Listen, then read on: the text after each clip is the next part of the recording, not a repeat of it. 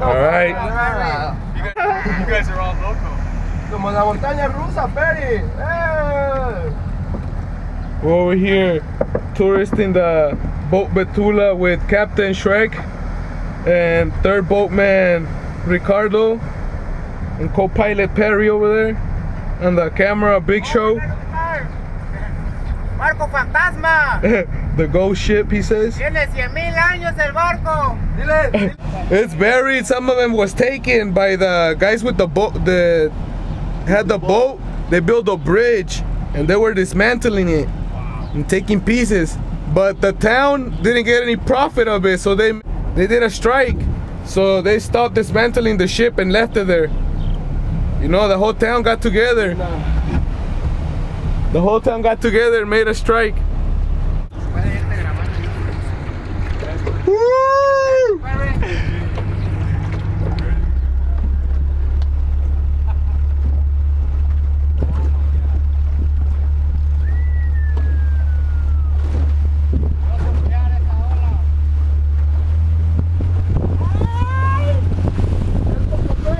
He's gonna surf the wave.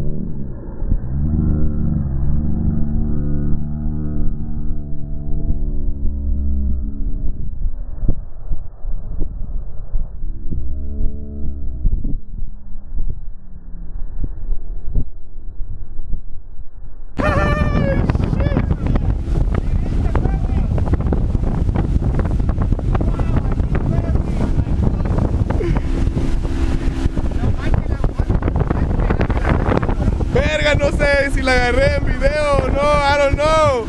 I don't know, loco man, I don't know.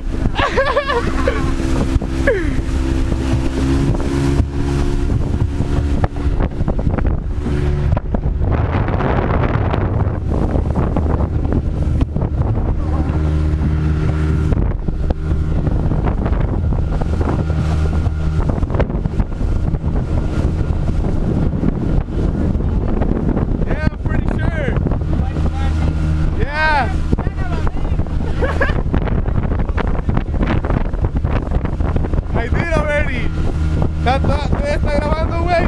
¿Está grabando ese? Pásate para allá.